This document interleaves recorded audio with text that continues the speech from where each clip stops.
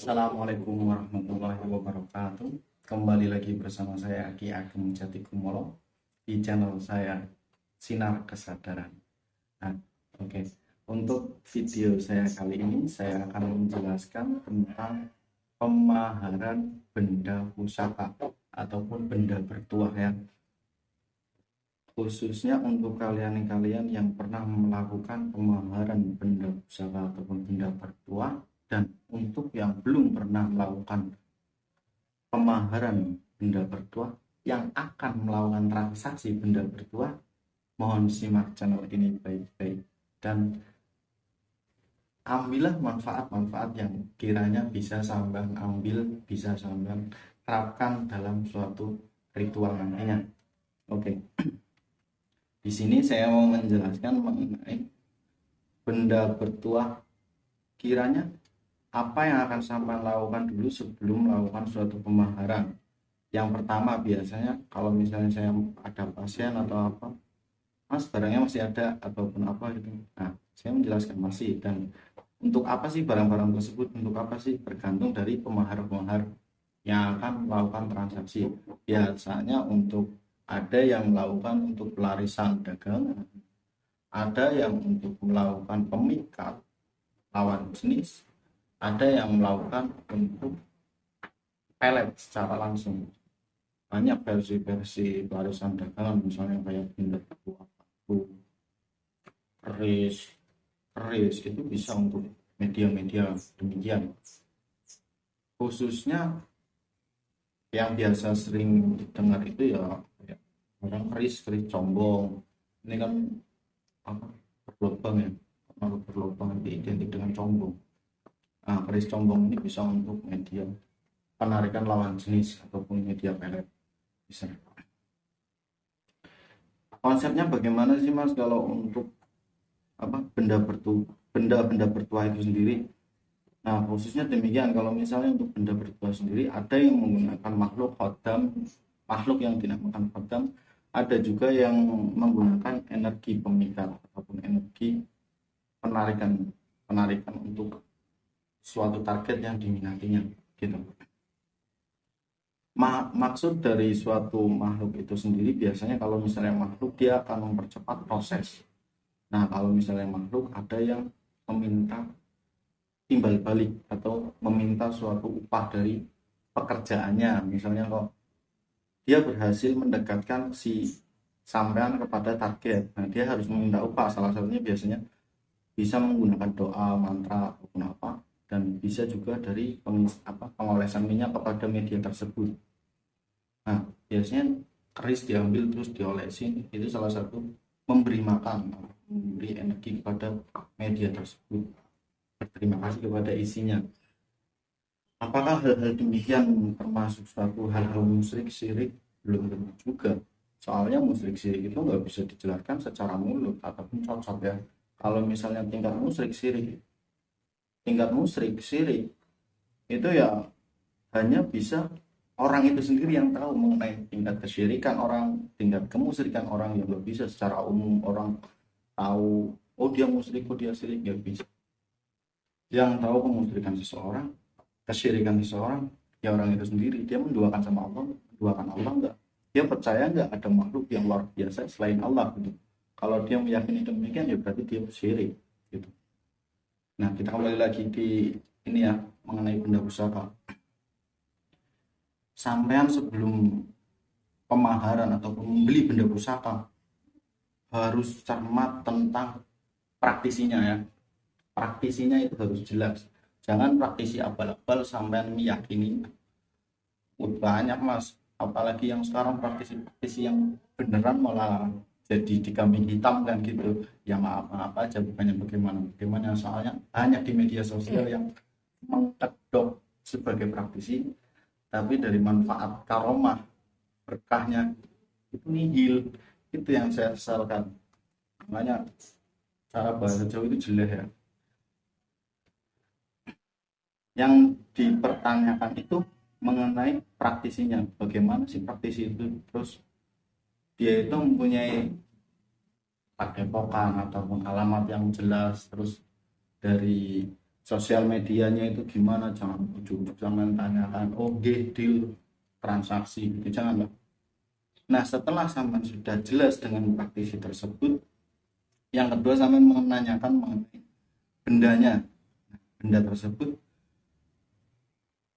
yang sampean akan maharkan, dia memiliki menggunakan energi, hanya energi ataupun khodam.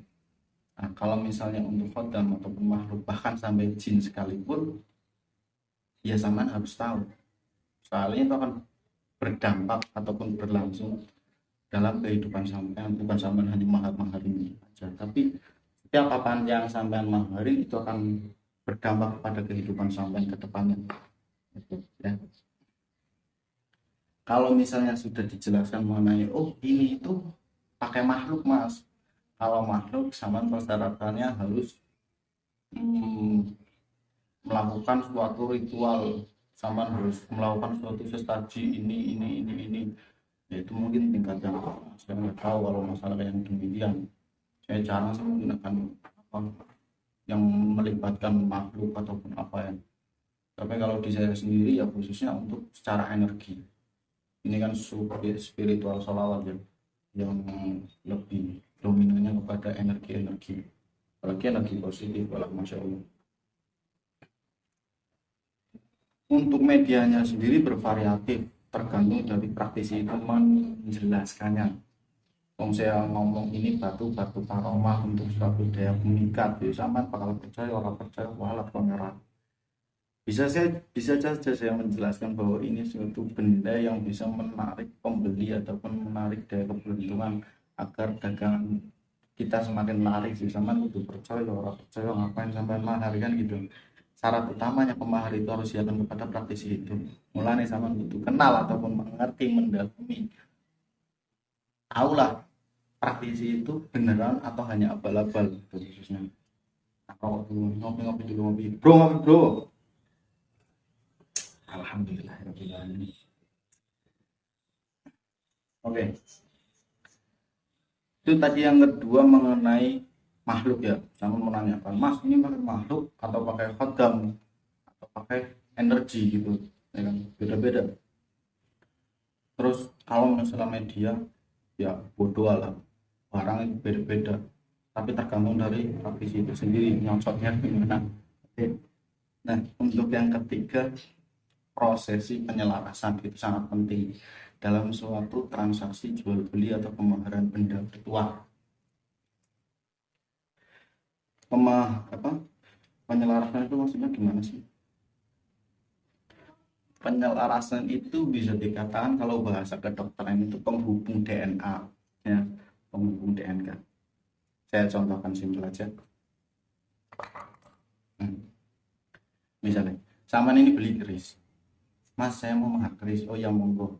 Nah, setelah sedang bermahar keris, Saman bilang nih si praktisi itu, monggo mas untuk diselaraskan dulu agar bisa terhubung sama sampean. Tanpa adanya penyelarasan, media dan yang di dalam media tersebut tidak akan terhubung dengan sampean ataupun nggak aktif. Tanpa adanya penyelarasan ya sama aja sampean beli besi doang gitu. Tapi kalau sudah diselaraskan ya nggak cuma dapat jasa tapi juga dapat dalemannya. Jadi sampean tahu cara makanya, bahkan sampean bisa terhubung dengan sesepuh leluhur ataupun sesuatu yang ada di dalam barang tersebut ataupun yang ada di dalam media tersebut. Itu manfaat dari suatu penyelarasan benda ya. Sehingga nih misalnya sama yakin orang-orang coba bang percaya karo benda-benda agama iya tadi lagi rapi iki waktu iki waktu kapan peramatan ini waktu kayak banget. Nah ini juga saya mengatakan jika ada yang berminat, ada yang sudah ada isinya, ada juga yang masih kosong ataupun masih dari alamnya sendiri. Nah benda-benda demikian ini apa bisa difungsikan semua? Bisa, tergantung dari praktisi itu meritualkannya ataupun pengisiannya itu bagaimana. versi pengisian ya dari privasi praktisi itu sendiri. Soalnya versi pengisian bervariatif ataupun macam-macam. Ini juga ada yang apa yang susuk inten ya. Ini susuk inten yang biasa dipakai untuk pengisian secara langsung. Jadi banyak. Mas Aman batu kayak gitu dari mana? Oh saya nggak beli ya. Saya nggak apa nari-nari pusaka juga saya nggak. Kayak Iwong orang modal asu. Karena apa kalau mesti iki ya kayak kayak Iwong. Tapi nggak apa-apa. Iki bisa diritualkan semua, bisa dibuat transaksi, bisa dibuat jual beli, ya kan? Apa yo bisa manfaat untuk si pemaar, yo bisa dari berkah yang diberikan atau dari berkah yang praktisi itu ritualkan beberapa hari gitu kan, itu menjadi suatu berkah energi ataupun makhluk yang ke dalam yang masuk ke dalam batu tersebut ataupun batu-batu ini gitu.